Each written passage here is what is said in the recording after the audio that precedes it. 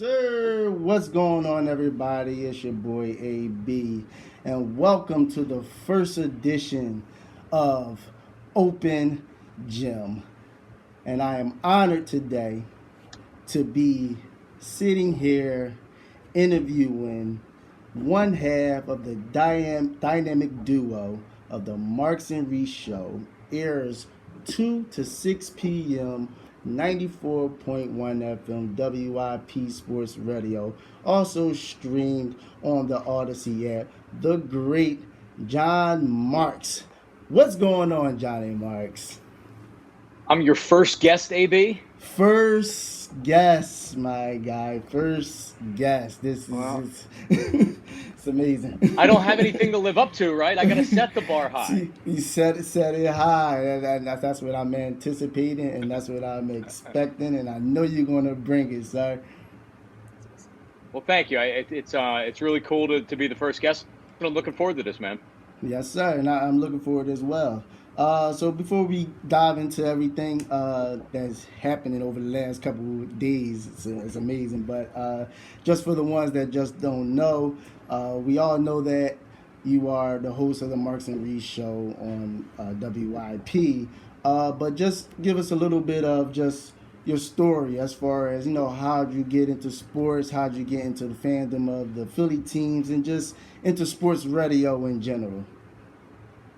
Well, some of my first memories of life are sports. I was born in 1976. I remember the Phillies winning in 1980. I remember Pete Rose catching the bobble from Bob Boone and then bouncing the ball off the vet turf as he got that other out. I remember the Eagles losing in 1981 to the Raiders, and I remember being at a Super Bowl party. Some of my first memories of life are the Phillies and the Eagles, and then the 76ers were my first love because I was kind of old enough to understand what was going on in 1983. Right. So some of it was my dad.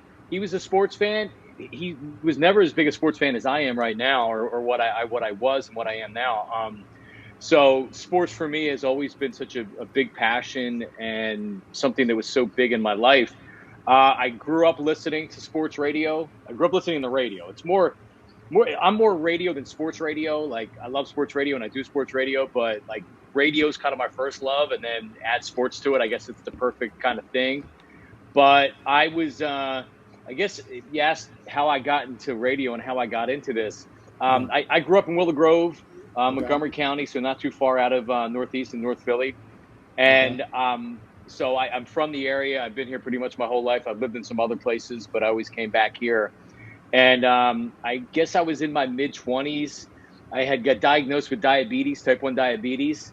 And I was working at jobs, worked in restaurant jobs, worked in an office, and kind of was like, what am I doing with myself, right? Like, what am I doing with my life? I'm 24 years old, 25 years old. What am I doing? What am I going to do the rest of my life? I don't want to do this. And I made a decision at that point to go back to school and to pursue what I always wanted to do, was working on the radio. And through a couple of different universities in a couple of years, I got an internship in radio. I started buying some time on radio stations. It was before there was a podcasting scene. So there was a station in New Jersey called, it was WNJC 1360 AM, where you could, for $70, you could buy an hour.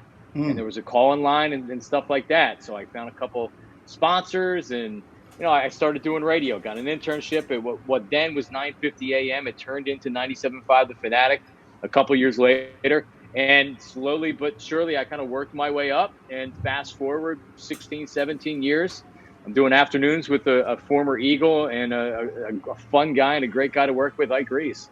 So it's been a long journey. It's been an interesting journey. I could go into a lot of different details with you about the steps in the process and the journey, but I can tell you that it sure beats pouring concrete. It sure beats working on a roof. My dad works with his hands. He's still working. He's almost 70 years old. He's like a construction carpenter / guy. So I don't have those kind of skills. My skills was always with my mouth. So I got lucky to be able to be doing this in my hometown, and it's going very well right now. That's amazing, and Jack sits there and not call you a Philly guy. Come on, man, stop it. Well, that's great, and we're just gonna dive into what's been going on, because a lot has happened over these last couple of days between the Eagles, between the Sixers, Media Day, Daryl Morey, Doc Rivers, all this. So let's just dive right into it. And we're going to start off with the obvious. Let's just get that out the way, the big ticket of the town right now. And we're going to start with Ben Simmons. So with Ben Simmons, me listening to the show as much as I do every day, 2 to 6, religiously, in my car, in my house, wherever I go, I pretty much know where you stand when it comes to Ben Simmons and how you feel about him. But if you could just take a few minutes just to let us know your thoughts about Ben Simmons and how he handled himself this offseason. Because believe it or not, there are people out there who believe that what Ben Simmons is doing right now is okay, and that he has a right to do so because of what is perceived as him being wrong by Doc Rivers and his comments and Embiid and his comments after Game 7. So just expound on that and let us know how you feel about Ben Simmons and all that's going on with the Sixers. Well, Ben Simmons is soft. So with soft people, when Doc Rivers says something or Joel Embiid says something or the fans act a certain way, of course Ben Simmons is going to feel a certain way about it because he is soft. Now let me say this, because I was just reading before I came on with you that there's another story that's out today that says it's not just about the fans, because that's what it became. Even Doc Rivers was feeding into it, saying, "Wow, listen, I don't know why Ben doesn't want to play in Philadelphia, but it's really tough to play here. He didn't tell me that, but it's really tough to play here." Well, all right, so what are you trying to say, Doc? But there was a story that came out this morning of The Athletic that said that Ben, more or less at this point, realizes that playing with Joel Embiid isn't what's best for his career. Here's the deal. Okay. I think everybody would agree, if you take the emotion out of it, of like he's tapping out and he wants out and he's blaming everybody but himself, it's probably best, or it is best, for the 76ers and for Ben Simmons for him to go somewhere else, right? Like if he's going to rebuild his career, it can't be here. The toothpaste out of the tube, man. He's gone. As far as playing with the Joel Embiid, I don't think his game meshes with the Joel Embiid. Right. Joel Embiid is in the lane a lot. Joel Embiid demands the ball a lot. I don't know if Ben Simmons, if he's playing in a more open style like the Golden State Warriors, I don't know if he can be a point guard in this league without being able to shoot, or without the willingness to shoot, or even being able to get to the basket and taking free throws. But as childish as Ben Simmons is acting right here, and make no mistake about it, he's being childish. This is a Ben Simmons problem. Ben Simmons brought this on himself. The 76ers tried to baby and coddle him. Then they tried a little bit of tough love. Then Doc came in, and Doc had his back until after they lost in the playoffs. So they tried, right? Like, I'm not going to tell you they were perfect. The 76ers tried. It's time to move on for Ben Simmons and for the 76ers. The problem is the Sixers always viewed Ben Simmons as this shiny asset, right? Like, oh, man, 3-time All-Star, defensive, blah, blah. The league looks at him at what he is, which is he's going to go somewhere. If he goes to a team that's not a great team, he's going to put up stats. He's going to put up assists and rebounds, and he's going to have what kind of an impact? He goes to Minnesota. He goes to Cleveland. Does he make them a playoff team? He doesn't make them a playoff team. Does he make them a better team? Okay, maybe he makes them a little bit of a better team. But unless he goes to a team like the Warriors or a team that's really ready to win and doesn't need him to be a scoring option, then he's not going to have impact. So the Sixers are stuck at looking at Ben Simmons and calling him an all-star and thinking he's an all-star, but they're not going to get players back that are going to substitute for what Ben Simmons, at least what they thought he was. So, I mean, it sucks. It does. It sucks. But at this point, you got to try to get the best package you can back for Ben Simmons and maybe think a little bit outside the box. I know that there's been a lot of stories that say that they think multi-team trades. Don't just think Ben Simmons to the Cavs or Ben Simmons to the T-Wolves. Think multiple teams involved. So Sixers are able to pluck a player from here, able to pluck a player from there. What are you going to get back?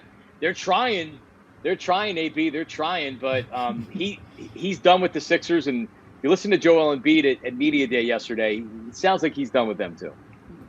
And speaking of that, you literally segue to literally everything I was going to go into, because I seen that same report this morning when it comes to that, and you speaking on Doc Rivers, that narrative that they continue to push. Because let me say this, me personally, the narrative that they continue to push with the fans, that it's about the fans. We gotta be better. We gotta not be so hard on our stars and things of that nature. When you have so many other examples around, young and old, with Embiid. I mean, was just speaking the other day. Embiid was probably more criticized through his time. People was calling him fat. I remember you specifically on the show calling him fat, lazy, immature. Like the list goes on and on when it comes to that. And for him to sit there and take that and continue to get better, and last year also almost coming second in the MVP voting, and people like Thibault and Maxey and things of that nature. They hear all these things, but they continue to get better, and it just blows my mind that, like you said earlier, how soft and weak-minded Ben Simmons is. When it comes to that, it shows you the type of person he is. That he always was the best player, always was the tallest guy, always succeeded, and the very minuscule amount of criticism that comes his way. Now he just wants to up and pack his bags and leave. So that I agree with you, and I'm with you when it comes to that. And then you also spoke about it. I mean, I was going to ask, what would you do around this time? Would you trade? Would you wait out for a star or a vet to shake loose, or just take what you can get at this moment? It's and what you said about Embiid. What did Embiid do after the criticism? Because he was out of shape, he was immature. Correct.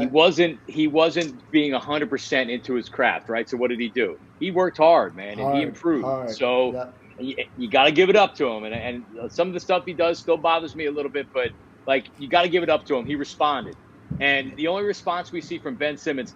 What happened this postseason? This wasn't the first time this has happened.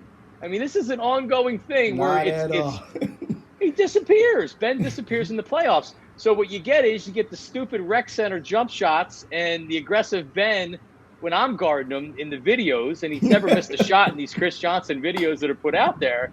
But I mean, seriously, like, how can anybody take him seriously at this point? When they how dumb and deaf can you be to put these videos out? Like, anybody thinks that they're like, oh, there you go, Ben's working hard. Only an idiot would think that these videos mean anything. But as far as what to do with Ben, it's not easy, man, because you don't want to just take whatever's there. I mean, you don't want to take 20 cents on the dollar, 25 cents on the dollar. Now, I think that the Sixers need to realize that the dollar is not worth what it once was, right? There's inflation. So you can't buy the same amount with Ben Simmons that you once did, right? So instead of looking at, hey, if I get 20 cents on the dollar, that's not cool. You're really getting 20 cents on 50 cents right now, right? So, like, I don't know the answer, because I don't know what is being offered out there. But I'll tell you this. The last thing you want to do, like AB, you had said, you hold out for a superstar. I think we're past that now, because if there was an obvious guy, and Lillard is the guy that it's like, all right, if we can hold off for a month or two and maybe Portland starts out and they're bad, and he says, you know what, trade me, I'm out, this isn't going to work, which could happen. Portland's not going to be I don't think they're going to be bad, but I don't think they're going to be necessarily good this year. But it seems like that's pretty far-fetched. So now it's up to Daryl Morey. Dude's making probably $8-10 million a year. He's supposed to be this great GM, this great basketball ops guy. You need to extract the most that you can. This is your last trade piece. This is it. From all the process parts and all the draft picks and all that, Ben Simmons is the last piece. So you have to make sure that, like, hey, listen, are you getting veteran players because you're trying to win right now? Are you going for draft picks so you can try to kind of keep the window open to where if Lillard does become available, you can try to get those picks? Like, if Houston would want him again, Houston makes sense because they're not going to be good with or without Ben Simmons, and they could be high draft picks. Sacramento makes some sense. You're not going to get the players that you want from Sacramento, but you could get first-round draft picks or pick swaps. The one thing that I don't think they can do at this point is that they can say, all right, Ben, you're not going to come in, you can sit at home, and we're going to fine you. I don't think that's going to work. I don't think that's going to work. They're Okay. threatening it. They're threatening it, but I don't think ultimately, like Daryl Morey, them talking about how they think they can salvage it and everything else. That's total BS. They know it. The league knows it, and people are just waiting for them to finally make a trade. And could it happen in the next week? It could, but unless we really know what the prize is, what the trade package is, it's hard to say what they'd be willing to take. I agree. I agree because I was definitely a big proponent of just sitting and just finding them and giving them that tough love and things like that. But the space that the team is in right now is definitely tricky within doing that. But speaking on Daryl Morey and Doc Rivers, Sixers Media Day was yesterday. We know training camp starts today, well, first practice and things of that nature. Media Day was yesterday. So you had Doc Rivers, Daryl Morey, joint presser together. Obviously, they sat and they, studied and got a game plan together. They knew what they was coming out with and how they wanted to be perceived. And me personally, I wasn't too fond of a lot of things that were said. So just give us your thoughts on what you thought about the press conference and Daryl Morey and Doc Rivers when they met the press yesterday. Daryl Morey didn't really say like a whole heck of a lot. He, if there was a game plan, he stuck to it. Doesn't seem like Doc maybe stuck to the game plan, being that he opened up his availability by saying that that it was a miracle. It was a miracle season last year. I told my players today it was a miracle season. With a new front office and a new coaching staff, a miracle season. You lose those. It's a miracle that you're still here, Doc. You lost to the Hawks on your home court, Game 7. We know the details of it. So that to me was exactly what I didn't want to hear, which is a guy that really doesn't get it. I thought another interesting moment from Doc was someone asked him about his players saying that the fans need to do better. We know Danny Green said that. We know Joel said that. It's kind of been a theme. And he said something to the effect of, I was on the third hole of a golf course trying to putt. I wasn't really paying much attention. Like, while that may be true, right? Like, you're making $8 million a year. You should be interested in what's going on with your team. So while you might be on the golf course, you obviously didn't care because it was the off season. So Doc Rivers comes off to me as a guy that enjoys the NBA coaching lifestyle of 5-star hotels and first-class traveling and making a lot of money. This is his golden parachute. Doc's got to be in his early 60s or close to it by now. He coaches another year or two, makes another $16 million, $20 million, whatever he's going to make from this contract. He's set and he can retire and he can do whatever he wants to. So it's really troubling, and I guess this is also on me and a lot of the fans. Like we were so happy to see somebody new come in here from Brett Brown that I don't know if we paid close enough attention to what follows and what goes on with Doc Rivers. I mean, think about it. His daughter was engaged or dating Paul George, who was his player, who went to the script club and got caught. His son, Austin Rivers, played for him, and he gave him a contract extension, and his players were mad because they're like, whoa, you're giving your son a contract extension. That doesn't count. And now he's got his son-in-law playing for him in Philadelphia. Like, there's a lot going on with Doc Rivers that I don't think I paid close enough attention to before. Oh, and by the way, he didn't do a good job coaching last year.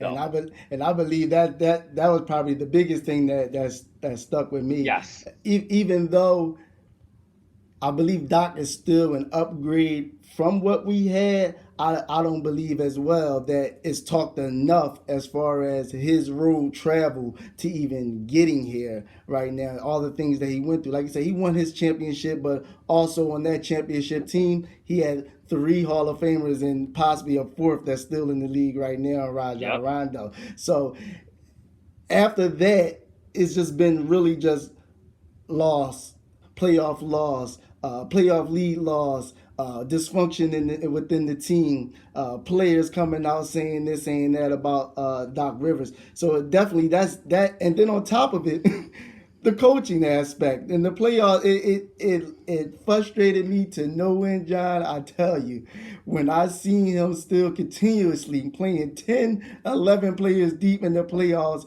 and it's the 4th quarter, and I'm seeing Korkmaz and even as much as I love him, Tyrese Maxey, and moments where it's like, no, you need your big guns to be out there on the floor. You need to be calling plays that they need to be executing, and we go get this win. But that's one of the things that bothered me when it came to Doc, and that he played a major part in all this as well. And I know Ben Simmons is the headline because it's Ben Simmons and the way he's acting and all this. But Doc Rivers, I believe, as well, played a major part with the Sixers collapse and losing to the Hawks, of all people, the Hawks. So that I would have to agree with you in there. Just one more when it comes to Sixers training camp. I'm going to keep moving along here. We have, like I said earlier, we started training camp today. Just give me maybe 3 things that you're looking forward to going into training camp and going into the season, rather as organizational moves, rather as players, rather as offensive schemes, coaching, whatever it is. Some things that you might be looking to when it comes to training camp and headed into the NBA season. Well, you just mentioned Tyrese Maxey, and so I get he's the point guard. He's the starting point guard now of the team. I believe you might be right. I don't know if that's a good thing. In fact, I don't think it's a good thing. Okay. I like Maxey. I like Maxey a whole lot if he's your guard coming off the bench for scoring and energy, right? I don't know if there'll be a point guard involved in any of these Ben Simmons trades or whatever, but I feel like you're a guard down. So I'm looking forward to seeing Maxey in his second year developing a little bit. And I mean, I like him. I do. But I wish there was a veteran guard that was there that you could count on even for 20 or 25 minutes a night. And like you said, in crunch time. I mean, the fact that Maxey had to be out there as an important guard because you couldn't rely on Ben. Mm-hmm. I mean, it spoke so much. Paul Reed is a name that intrigues me because he's shown a lot of potential in the summer league. I mean, some of the games he had in the summer league were amazing, and what he did in the G League last year. I want to see what some of these younger guys, Isaiah Joe, Paul Reed, some of the guys that, like, hey, they need to become a part of the rotation, and they need to be guys that can now step up when there's injuries, when they need to step up, when they need to come off the bench. I mean, you lose Ben, and I don't know what you're getting back in return. Might make your team a little bit thinner at certain positions. And we all know that Joel Embiid is one dunk away from falling on his knee or falling on his back and going out. So I'm not necessarily excited to see Andre Drummond out there as the replacement. But and let me say this about the Sixers. I like this isn't a sky is falling for me for the regular season. They still have some talent on this team. I'm not telling you they're going to be the number 1 seed again this year, but I still think that they're a comfortable playoff team with probably a home first round with like a 3-4 seed or something like that. Problem is that they haven't been able to get past that second round, and I don't know what's changing this year, right? Like man, if they just could have taken advantage of the Hawks last year. And getting past it would have at least shown a little bit of growth. But unfortunately with this team, it's almost hurry up and get us to the playoffs and try to make the team better along the way. Because they're not improved unless guys step up. But really for me, it's kind of the young guys in training camp and hurry up, let's get to the season and figure out what's going on with Ben. Yeah, I would have to agree. I'm with you there. Definitely taking a good look at Tyrese, all the young guys essentially, Tyrese Maxey, Isaiah Joe, and then definitely, like you said, Paul Reed. Can he really step in and earn some minutes and really be a backup for maybe at sometimes 5 and really space the floor? Because that's another thing that came out this offseason. He's been working on shooting threes. He wants to, I believe he said he wants to be 40% from 3 years, something to that 45. Effect. 45. Yeah, he said he wants 45. Shoot high, right? Extreme high. But definitely looking for those things that are of that nature when it comes to this team. And like you said, I don't believe the sky is falling, but I don't see too much of anything different. because, like I said, it's pretty much the same unless these young guys really come in and just really just uh, blow our minds essentially like that. Because not only last year was a good chance, even the year before, and even the year with the year before with Kawhi, and when they went on and win the chip and everything like that, when you had the Golden State Warriors losing their whole team essentially like that, and we talk about 4 bounces away of heading to the finals. So I'm definitely with you there, and I agree with you when it comes to that. Last on our list, just diving right in, the cream of the crop. You see the background, the Eagles, the Eagles. My poor little Eagles. Last night they played the Dallas Cowboys on Monday Night Football, prime time. Jalen Hurts, Nick Sirianni, ready to go. Not expecting major or blown away, but I definitely wasn't expecting that, Johnny. I definitely wasn't expecting that. Hurts threw 39 times, threw for 326 yards, 2 TDs, 2 interceptions, was sacked twice, rushed 9 times for 35 yards. What's your assessment of what happened last night, or what's your biggest takeaway in the loss? Was it, play calling, scheme, defense, Hurts? Just expound on that a little bit. Let me know what you thought about it. Yes, and yes to all your comments there. Well, I mean, so like the San Francisco game, it was a loss, but you left the game saying like, all right, like they played pretty well. San Francisco's a good team. They have a good defense. That was kind of a learning game for Sirianni and Jalen Hurts. I thought the defense played well against San Francisco. Like, Eagles had a chance in that game, and they had some missed opportunities early, right? Like, if Rager doesn't step out of bounds, if they score a touchdown on that long Quez Watkins pass, that's a different game, right? So you left that game.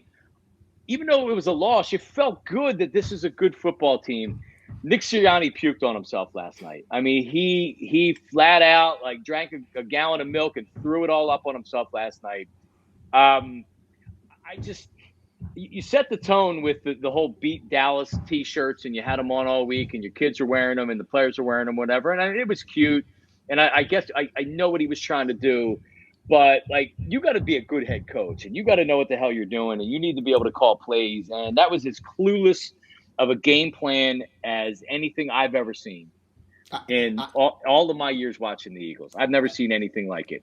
I was 40%. Just flabbergasted. I'm sorry, go ahead. I was just it blew my mind because I felt like I was watching someone play Madden. It was just like a bad Madden player. A bad one. They were just asking Madden all day. It was just like what? It was no scheme. It was no rhythm. It was no functionality. Rhythm. It was just everywhere. And then to sit there and have Hurts throw 39 times when we all know Hurts isn't a polished quarterback and a polished thrower of the ball.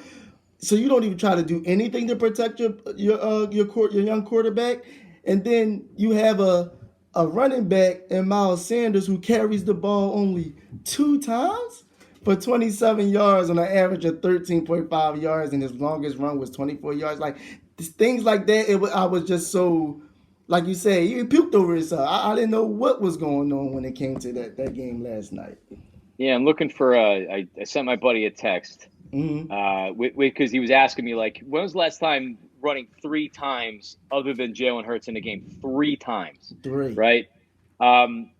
Combined 3 rushes for running backs. Fewest by any team in any game over the last 20 seasons. 20 years. Eagles ran 53 offensive plays. 50 were either a Hurts pass or rush. 50 of 53. 90. I mean, what's that? 94%. And also, AB, keep this in mind. Going into the game, 40% of your starting offensive line was out. So you had Dillard and you had Landon Dickerson. So you have 2 of 5 guys that aren't even playing from the start. And then Sayamalu goes down relatively early in the game. So 60%, 3 of your 5 offensive linemen are out of the game. And your plan is to throw it every down and to try to go toe-to-toe Like after the game, Nick Sirianni just sounded so dumb.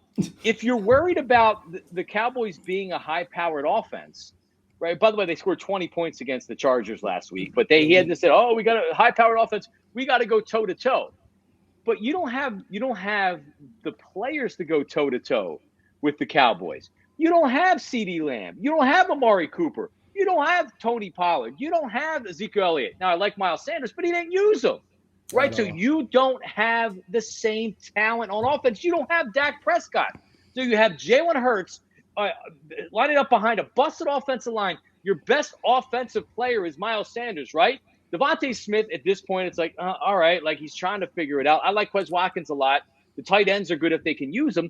Your plan is to go toe-to-toe and try to outscore the Cowboys by having a high-powered throwing offense as opposed to controlling the clock and trying to run the ball behind an inexperienced or a backup offensive line. It doesn't make any sense to me. And guess what, AB? It gets a lot worse before it gets better because the Chiefs are coming off a loss. The Panthers, I don't know if I believe in the Panthers, but they're 3-0. You got the Bucks, you got the Raiders. Dude, they could be 1-6 or 1-7. Yeah, I agree. And he can't afford to lose. Jalen Hurts can't afford to play like he played, and Nick Sirianni can't afford to coach like he coached. And it's a shame because you know what? Jalen Hurts isn't ready to go toe-to-toe with Dak Prescott. His team's not ready to go toe-to-toe with Dak Prescott like that. So Nick Sirianni let his team down, and the guys didn't play it well either. But I don't get it, man. And it was a disaster last night. I wasn't expecting that. Not at all. Not at all. So I'm with you. I agree. I don't know what their identity is, what their calling card is, what they. As of right now, after just 3 weeks of seeing these Eagles play, I just don't know. I guess those those team reps against other teams during training camp, I guess those didn't work out the way they needed to work out. Because truly, right now, I'm at a loss as what we're going on. You talk about the penalties when he was supposed to be coming in here and being a teacher and pounding those type of things into their mind. And it's just a total 180 of what was week one, where it was just everything was working like a machine. But I believe that just shows how bad, and I've said it, how bad the Atlanta Falcons were, that we looked the way we looked. And now that we're starting to play more quality teams, we're starting to see where we lack at in the areas we need to grow in. And that's quarterback, skill position players, and definitely defense when it comes to linebackers and even safeties is just horrendous. And then even our young head coach, who you have to start the question as far as where do we go from here? How long of a leash do we sit here and have when it comes to him? Because we do know that he's young, but we know how this city is with Philadelphia. Certain things like quarterback and head coach, when you're not at least showing promise or showing growth in areas that need to be shown, we start to look at you a little funny. Like, all right, now, yeah, the t-shirts is nice, but let's start leaving them things alone and everything. But that's just, I agree with you with wholeheartedly. But before we get out of here, though, just I don't want to keep you too long. Just one more little thing. Just want to play a little game before we get you out of here, just to spice up a little bit. And we got all our inks out when it comes to all the Philly teams and stuff. Just gonna play a little game called This and That. I know you played it before. I'm gonna give you two things. You just let me know what you like. So we have first hamburgers or hot dogs. Burgers. Yeah, same. And then after I learned about what hot dogs are made of, I'm totally out. I'm totally out when it comes to that. Here we go. It's a good one. Would you rather owe money or owe someone a favor? Ooh. I do not like owing favors, but I do not like owing money. But you can pay the money back with money. Yeah. Right? That's why I've never asked anybody to help me move, because I don't want anybody to ask me to help them. To help you move. Worst thing ever. Right? I agree. You get to somebody's house, and this has happened to me before. I get to somebody's house Saturday morning, 8:00. I don't have anything packed.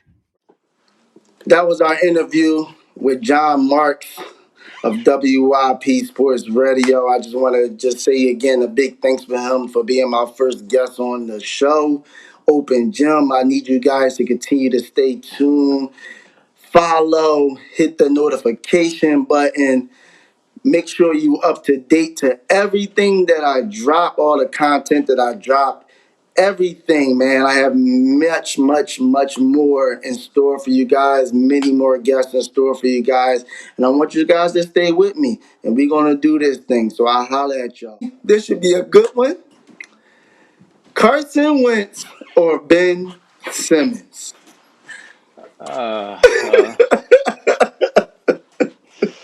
Carson Wentz.